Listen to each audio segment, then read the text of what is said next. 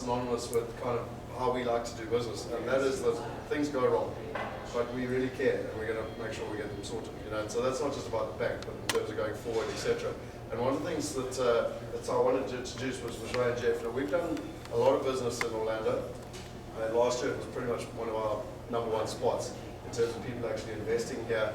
And there were two reasons for it. One is because the opportunity is good, and that today they're going to take you through and show you what. And the other thing is that they really care.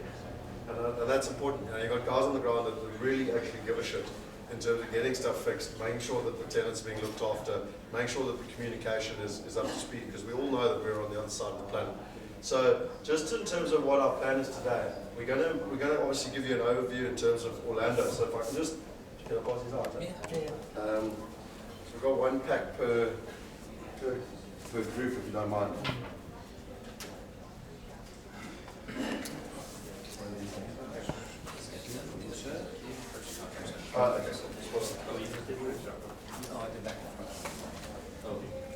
Should be enough. Okay, so just that's for you. Do you want to, Jeff? Do you want to take them through the pack, just in terms of where? Yeah, I mean, basically what we have is just a little welcome letter introduction to what you guys are going to see and what kind of little thing about Orlando. And then we got a little bit about the legal and title process and kind of like how it works with us as far as from when you guys pick a property and from contract to closing, kind of a brief step by step. And then I've got a little blurb in there about the management and what they do and everything that's done for you guys to either secure tenants or once a tenant is found, what happens. And then basically on the properties there, we've got the first page of each property has kind of information about the property. And if you look at the back of each of those first pages, there's a map of Orlando on every one of the first pages of each property. There's a map, and it kind of lays out where the CBD is, where Disney, SeaWorld, Universal, the airport. Can everyone just get to the map page, please? Because I think it's very important. Just anyone, if any of you just choose a map. It'll be on the back, right? On the back of these properties.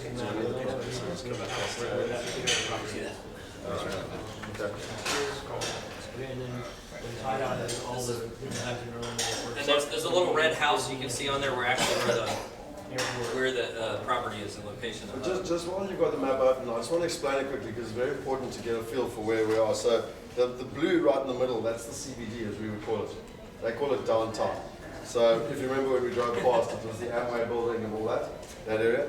Then the big green down in the southwest corner is Disney World. And then the purple is SeaWorld. The orange kind of east from there is the airport. And then you've got another airport up the top. And then as he's mentioned, you've got the red houses. And then the other thing is you can see the blue highways. So the big, there's also an orange I-4, which I just want to point out to you guys quickly. I-4 is the main You road see it, that they runs run through the whole town that kind of takes you. So that's like From state to state, they go right through to Miami. Well, no, I-4 goes basically from it's actually, they call it kind of runs north and south, but they call it east and west because it goes from basically Tampa to Daytona. I-95 is the one that will run from Miami to all the way basically up to Daytona, and then it goes all the way to New York actually.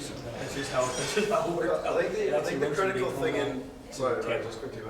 The critical thing in Orlando is a couple of things. One is location to Disney World and the parks, like I mentioned yesterday. The car is very important. So and the one thing with Orlando, people are happy to travel long distances. So the house can be 20 miles from Disney World, but it's got to be convenient on the highway to get there, if that makes sense. So you always look at the properties we've looked at are always convenient in terms of the roads.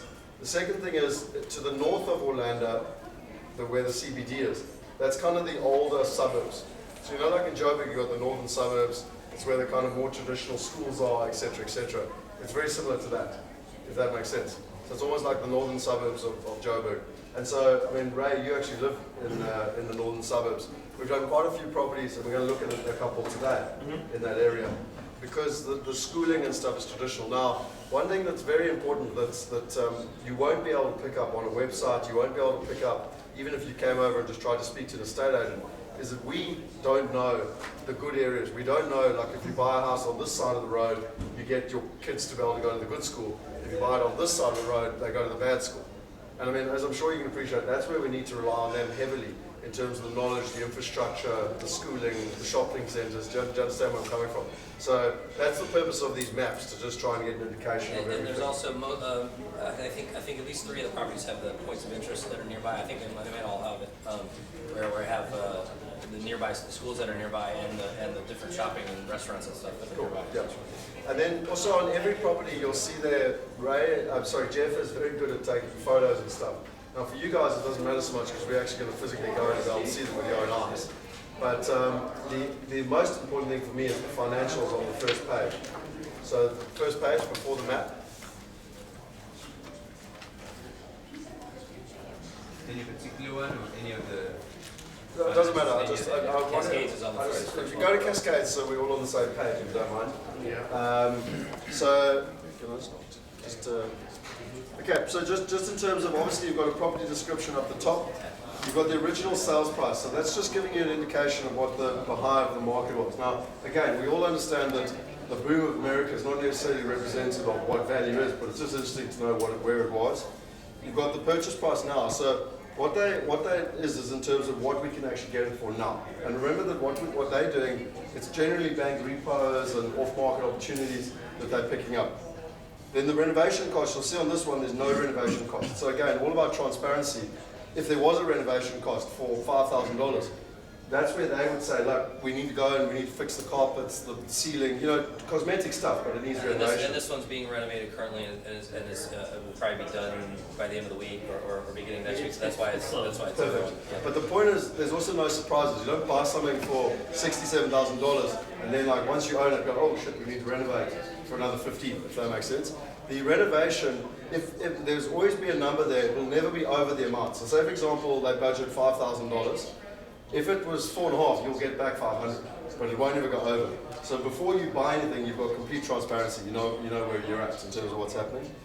Total, I think that's self-explanatory. You've got the income yield, you've got the estimated monthly rent, the annual rent, the taxes. That's obviously to the government. It's like your rates, and then you've got your condo association fees. Now that's your what we would call body corporate rates at home. Now just one thing that's very important with Orlando, well anywhere in America. Firstly, if you're buying a condo, you've got to be extremely careful. Because one thing to buy a house, and if your neighbor goes bankrupt, it doesn't affect you. But if you own a building and half your guys have gone bankrupt, it affects everything, as I'm sure you appreciate. So we're very, very cautious of condos anywhere. In Orlando, they do a huge amount of due diligence in terms of the financials of the body corporate, etc., etc.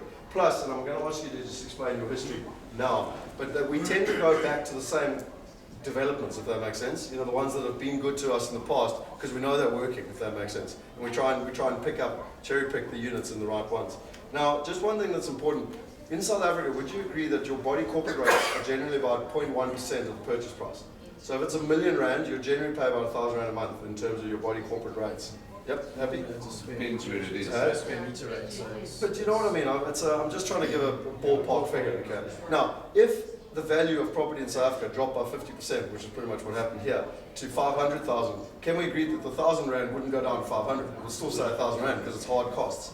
That's what's happened in Orlando. So they tend to take quite a big chunk out of the net yield. And it's something to be very important. We had one client, Feroz, if you remember, who was trying to choose one unit because the gross yield looked nice. I was like, no dude, focus on this one because the net yield's better because the body corporate rate has a big impact. So that's why these transparency in numbers is very important for you to understand. Property insurance, hopefully self-explanatory. And then property management, the reason it's naught there is that what Ray and Jeff have done is they've actually negotiated a deal where for the first 3 years the property management is included. And the reason being is that they've got so much belief in the product and what they're actually doing that they want to make it as easy as possible for the investor for the long term, for the foreseeable. So that's basically where it is. So it's not being hidden or anything, that's basically how it's working. Yeah, the ongoing. So that you know in terms of The ongoing, the monthly. The monthly ongoing. yeah, the monthly ongoing. So, but normally, just so that you know, normally that would represent about 10%. It's kind of standard across America in terms of where we're at. On the right-hand side, you can kind of just see the breakdown, the area, the year built, and generally there's a YouTube video. Again, this is not relevant for you because you're here, but when you're sitting back home one day and you see another one, obviously it makes sense to you. And I think the rest is fairly self-explanatory. You've got all the pictures, yeah, and the renovation. Okay, any questions on that? Make sense? Just to reiterate what I said yesterday, we're tending in Orlando to focus on the kind of middle income American. The guys that work at Orlando kind of earn $30,000 to $50,000 a year. You know, and in terms of their rentals, they can afford to pay, you know, anywhere from kind of $600 through to like $1,500. That's kind of middle income America. That's why we focus on the condos. You'll see there the price is kind of anywhere from about 65, tell me if there's anything I'm getting wrong here, Ray, from about 65 through to about kind of 85, maybe even as high as 100,000. But that's kind of the sweet spot for where the most people need to rent, the most people want to work, you know, live, etc. We're not going after, remember I spoke to you about Jen's parents, that their house was worth $700,000, now it's worth $300,000. That's great, it all sounds hell of a good on paper, but those properties don't let either. There's a big oversupply, it's very difficult to rent them out. So it might be something that you would buy if you were looking for a holiday home, but it's not an investment, if that makes sense. So we're focusing very much on that middle income bracket. And I think all the properties we're looking at today are in that kind of segment. That's where we've been investing for the last couple of years. Just in terms of their background, very much like John Love that we met in New York, it comes through our contact from England called Rod Thomas. Now, I don't think I actually explained it enough with regards to that, but when we came to America in April last year, we did 8 cities in 11 days. And the reason is we didn't come to Orlando to try and really understand the whole market, because I promise you in one day you're not going to understand it. That's not the point. It's whether you understand these guys, if you understand their information, it's whether you trust the partners. Because at the end of the day, they're the guys that help you execute on the ground. And we, as I said, did 8 cities in 11 days. And we then broke it down to 4 cities, which is the reason we're going to 4 cities. And Orlando was one of our primary spots. And that's why we've invested, you know, probably more here than anywhere else. If you wouldn't mind just kind of giving yourself a bit of a background, just so that they know where you're coming from as well. Sure. I've actually been in real estate for about 10 years. I got my broker's license in the area. In the town, we basically have realtors and brokers. Realtors have to work for brokers. That's just how the structure works. There has to be one broker on every real estate brokerage in the state. That's just a state requirement. Principal and the pages. Correct. I've been a qualifying broker for Remax and for ERA, which are 2 national brands. I broke off and started our company in 2008, but I was licensed as a broker in 2005, so I've been running brokerage offices for quite some time. I've obviously closed, you know, millions and millions of dollars in residential, mainly residential and very little commercial. I used to sell vacation homes in the Kissimmee area, where we're going to go first today. It's a totally different type of investment. That's short-term rental, and it's just different. It's a different thing.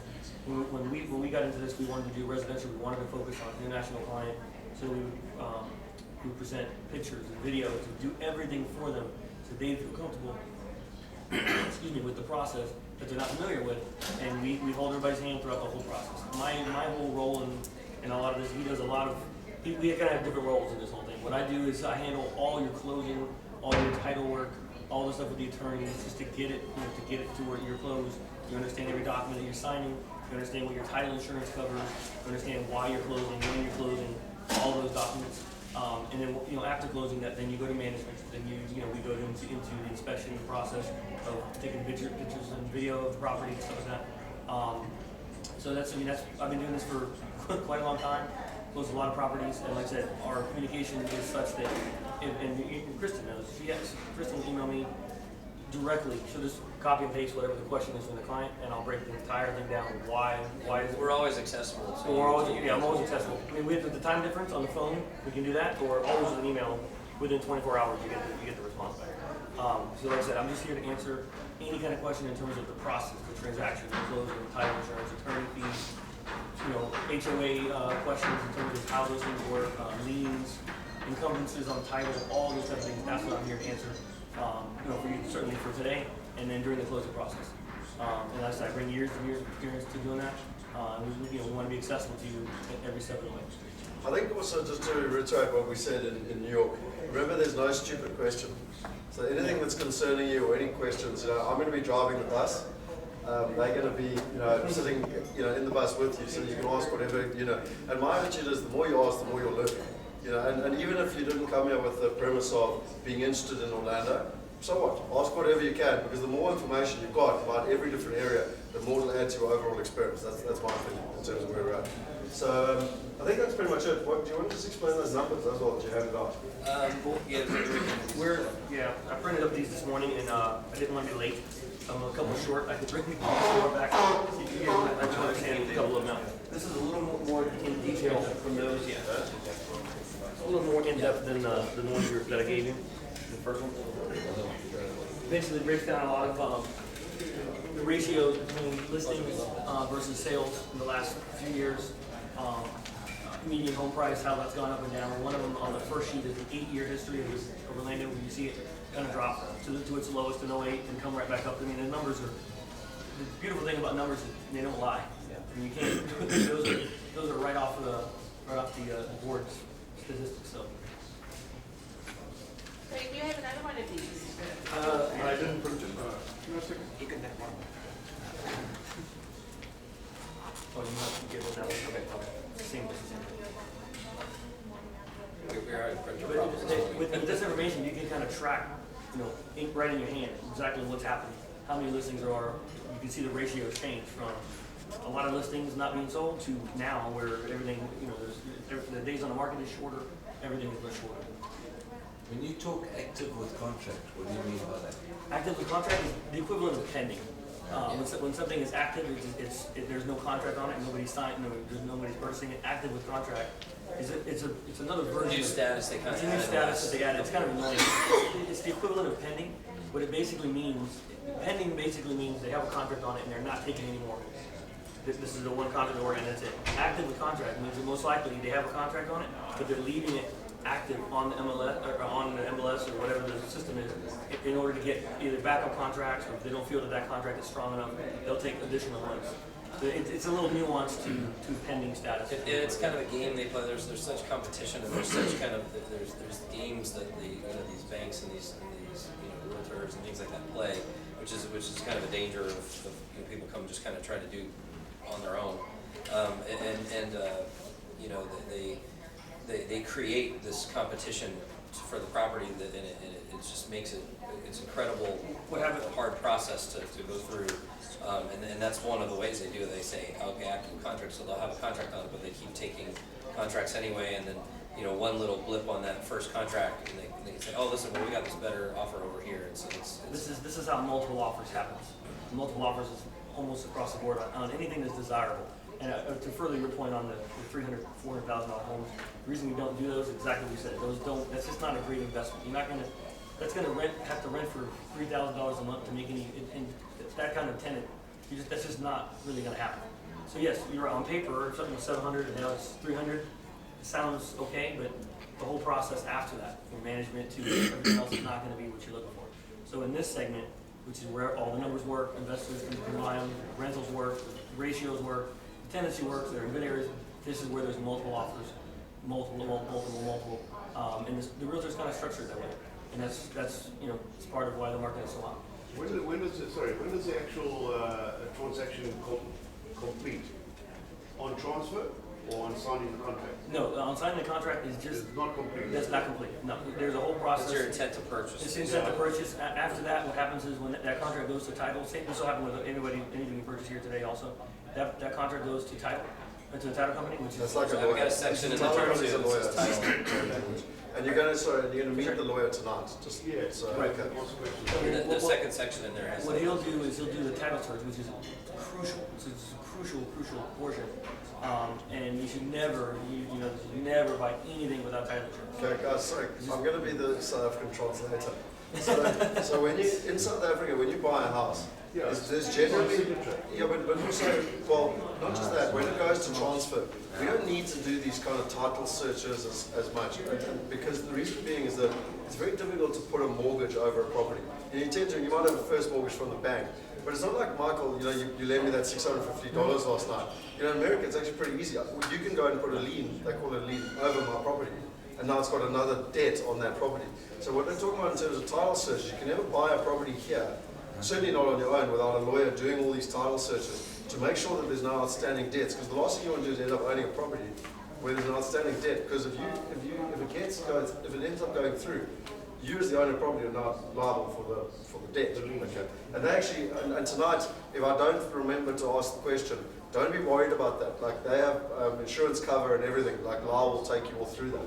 But it's just important to understand this stuff because it's different from how we do it at home. And I mean, to come back to your point, yes, you sign the contract. To be honest, from what I understand, there's nothing really binding until it actually transfers. but that all takes place in 4 days. Do you know what I mean? So in South Africa, yes, you sign a contract, it takes 3 months.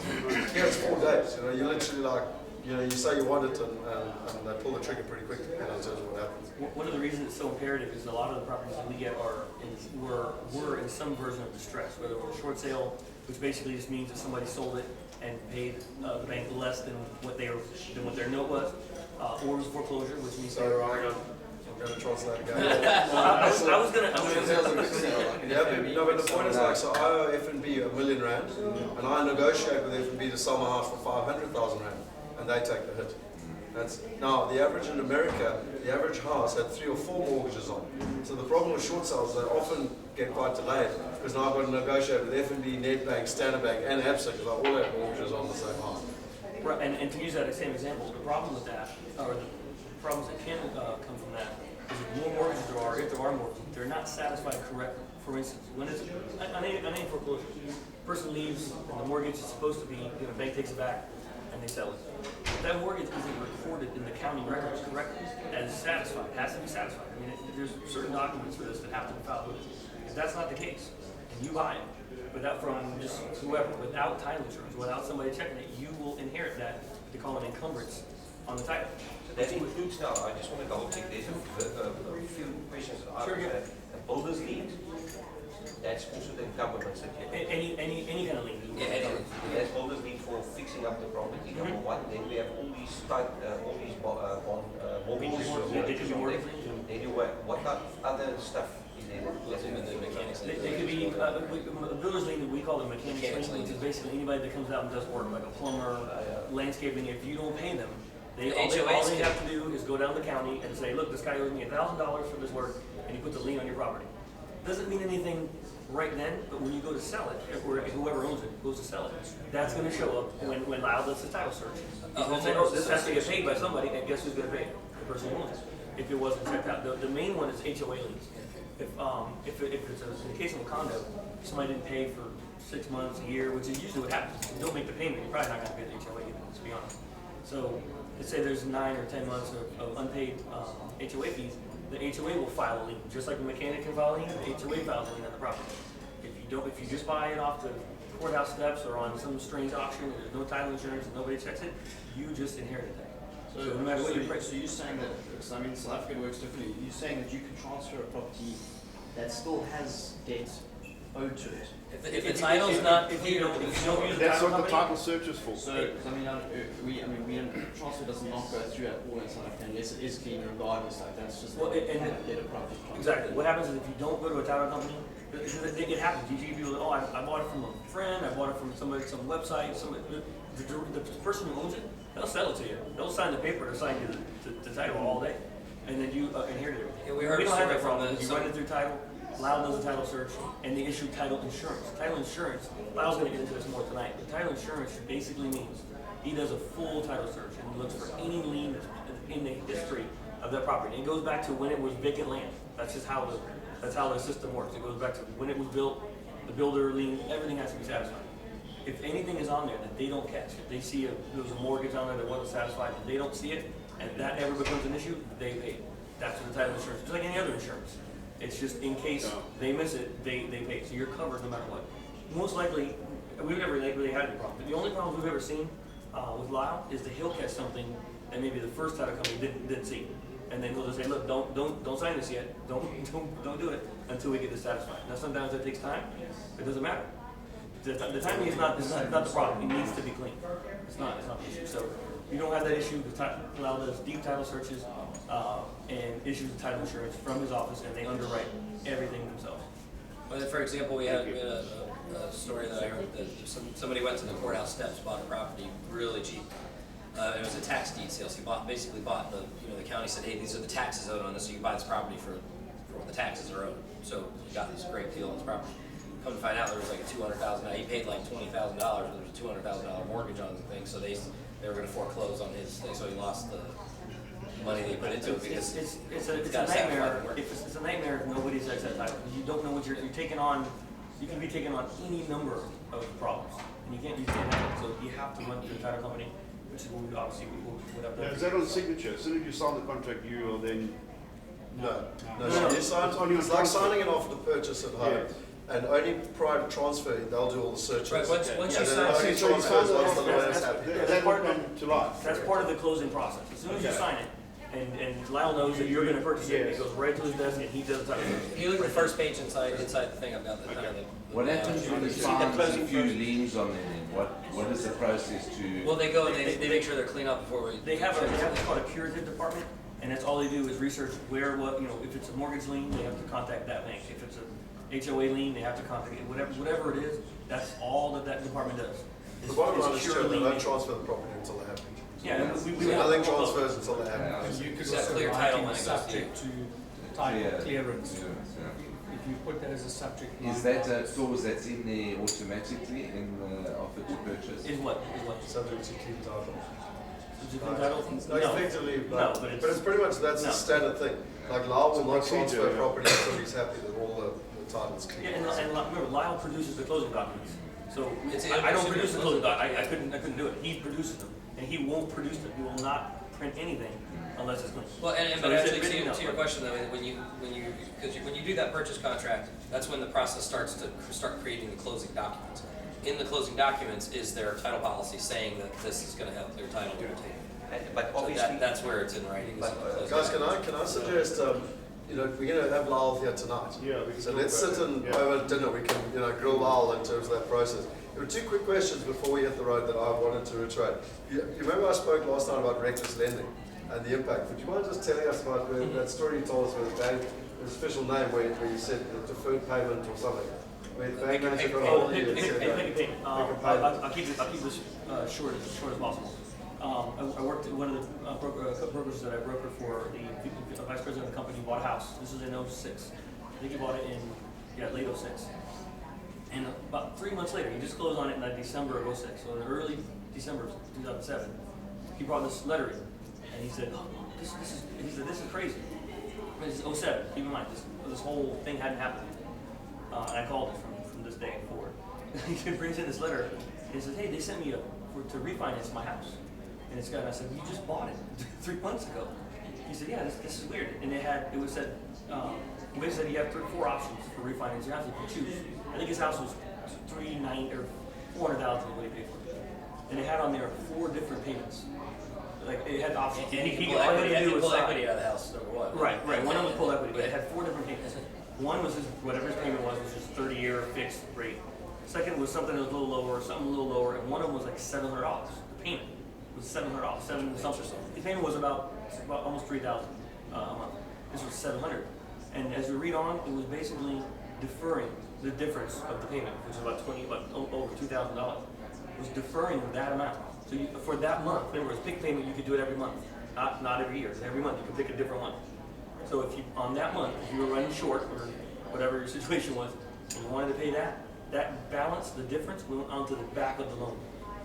So not only are you not paying down your loan with that payment, you're actually adding to the back of the payment. So the more you do that a couple months, you're adding almost $10,000 to the loan. Now, this particular person that I'm talking about was an affluent person, made a lot of money, and would never do that. On that morning, I was thinking to myself, my God, I was looking past him. I'm thinking, the guy that gets this, that doesn't make the money that he makes, he's gonna pick this payment every time, think that he's owning his house, think he's paying it off, and all he's doing is digging a hole that's bigger and bigger and bigger. And that's exactly what happened. I told him that day, I said, our whole little world here is gonna come crashing down our head because everybody's gonna do this. You're right, I'd never heard of this before. I would probably not have heard of it. He brought it in, I was like, oh my God, this is horrible. And that's what happened. Everybody was doing it. They just, I'm owning, because property value is going up and up and up. But if it doesn't sustain, all you're doing is adding that to the back, and you're going in the wrong direction. You're not never pay your house. You're making Well, and they're pulling the equity in the house of the market that that shot up with all these values. They went The up equity of the house, so they added to the principal of what they owed, and then they're putting the deferred payment. Yeah, on so top of that. instead of 400, we'll give you 20 grand. We'll refinance for 420. We'll give you 20 grand, and now here's your new payment, and you can pick this $700 payment. What do you think everybody's going to do? This is psychology 101. They're going to pick that, and then what happens is as soon as the value goes to 350, 300, which is what happened in his case, or in everybody else's case that did that, they default. Because now instead of 400, his loan is 450. It's worth 250. He does a strategic default, lets it go, and that's why we had the gluttony of properties on the market in 07, 08, 09, and finally turned around in 2010. That was my last question. Where are we at, like, just in terms of the Orlando cycle? I think we're about 2 years into about a 6 or 7 year recovery. We're 2 years in. We're not anywhere near the end. We're certainly past the bottom. But we're just about two years in. If you look at the stats, I mean, that's what it says. I'm not making that up. That's clearly what the stats say. The other question I sort of asked is listening to the news, as we also CNN and various others in South Africa as well, which I didn't realize that there was a problem in America that your municipalities, I don't know what you call them, counties or whatever, are defaulting, and the actual city itself or the county is actually bankrupt. Which city? Various. Which one? Various. In California, there's 50 municipalities or 51 that are bankrupt. They can't offer services anymore or anything like that. They can't pay their contractors. I can speak on that for hours, but basically what they're referring to there is that when the property values were higher, the taxes were higher. I mean, the taxes, the millage rate is, yeah, I mean, I'll talk for hours, but basically the millage rate is like 0.001 something of the property value. They change that every year in each county. It's actually by county, that's how they do it. So when the prices were up, the millage rate is up, and they had a lot of money. But they waste all the money. I'm sure this is not news. I mean, I'm sure it's the same government problem. But what happens is now the values are less. So the millage rate is the same. The 0.001 is the same, but now instead of 400, it's 200. So they're working with less money. But they've been working on this scale of coming down for a couple of years, ever since it's happened. And there's some cities that are doing that. So they just raise their millage rate to accommodate that. This is what they're working through right now. Figuring out what is that millage rate Ray and I, going to we've be had this based on the discussion values. before, is that before the boom, when prices were going up just as they should have, They had the same money functioned that they just have. fine. They had the same money. I understand that. But they function fine. What I'm asking is, how does that affect me as a purchaser? I can try and get the reporting again is of a particular time, and let's just say, as Kissimmee, just as an example, Kissimmee municipality is insolvent. How does that affect the property in that? Because they can't offer the sewage treatment, they can't offer fresh water, various other things. How does Well, but all of that stuff, I mean, you're really is paid with. I mean, as a homeowner, you pay for that on your own. They've got to adjust their millage rates to make it solvent. There's no other. I mean, if they're bankrupt 1 year, or if they're, in the red, if you will, they have to change the millage rate to change it. So when They can't not offer those services. yeah, but the point is the homeowner is going to fund it because they're going to pay more rates. More taxes. Yeah, more taxes. That's what Taxes everybody's or they're like your sewage pickup and utilities, things like that might increase in price. And that's part of the county budget. Because They I have think, to figure out also, the numbers. I think the most important thing, that's why we've got these guys on the ground. So like in Atlanta, an example, and I don't know an example in Orlando, so I'm just going to use Atlanta. There's an area called Clayton County, which is exactly what you're talking about. The entire schooling system has been downgraded. So like not even the tenants want to live in Clayton County, let alone the homeowners. And unfortunately, Clayton County is what is being sold to the South Africans in South Africa because it looks cheap and it's got better returns. But they don't know that they're buying in the worst suburb in Atlanta. And that's really where, as an example, Ray, a lot of the stuff in the northern suburbs where we've helped a lot of people buy are literally within like 2-3 k's of Ray's house. And I'm just saying, so it's a very important question to ask. But that's what they are the ground to make sure they've got their finger on the pulse in terms of the bigger picture. The only reason I'm raising it is I never thought that in the States they would have a municipality default. We've had Pine Town, we've had other places, Mahulu, and we understand why. Well, I think the whole of California, I stand to be collected, but I think the whole of California is like $20 billion in debt. It's the 7th biggest economy in the world, and it's, the whole of California is in serious trouble. And it's one of the reasons why, back a year ago when we did our research, is one of the reasons we didn't go after California, because there's actually quite a lot of structural problems there. But just addressing that question, if they would put up the rates, would they double the rates? Would they double? No. They just tweak that millage rate because the they know what the properties are worth. The worst case scenario is maybe double. What I'm trying to get at is that obviously we need to know if there's a problem potentially. I agree. So where would we be able to get that? The county budget is public information. Right. It'll be on the county. And we county really or the deal city with, website. with really 4 main counties, but almost everything that we present to you guys, usually there's 2 or 3 counties. We have Orange County, Osceola County, Seminole County, and Polk County is usually the ones that we And we don't deal even with do most. much in Polk Polk County is there's single-family homes every once in a while that will come up there. It's real close to Disney, real close, so it's sometimes it's a good deal. But you talk about Orlando, Orange County, which Disney is almost entirely in Orange County. Almost, So you've got Disney right there. I don't think Disney would. Disney is one portion of what they bring in. Right. Revenue, but the residential homes are the other portion. Right. What was that figure again of how many people goes through Disney every day? Yeah, I've got it. Every day it's 100,000. There's about 50 million people through The there. Orlando airports fit about 50 million. Just a statistical fact for what it's worth. How many people do you think in China and Beijing go through the Forbidden City per day? Yeah. I wouldn't even want to try. Go ahead. Yeah. What is it? Over 1 million. Every day. A day. And then we went to Shanghai Expo with the government. Per day it was running from March till September. The average, and it got to about 740,000 in Chapel gates per day. Just a question as well. So Orange County is obviously the place to invest. Well, You've got an anchor tenant being Disney. Well, Orange Yeah, they're gonna be County, paying Seminole rates. County, and Osceola County are really they're all It's just border right around there. So State. right, but you have They the people border that Osceola work. County too, though. Yeah, the people Disney that is so Disney's way big. We're gonna drive you through Disney. yeah. Yeah. There is 28,000 No, huge, I know, acres. I understand It's that. massive, massive. But you've got an anchor tenant in that county. Right, but And they will definitely be paying their taxes and their rates. And exactly. They border Osceola County though. They border 2 counties. Okay. Orange and Osceola. Oh, They so actually border two. Polk County too, but less. We will give you the numbers for Disney, but it's something like 28,000 square kilometers. No, it's big. Which I tried to work out, and it's like the size of Cape Town. it's bizarre. That is So huge. you're asking in the car. Yeah, that's right.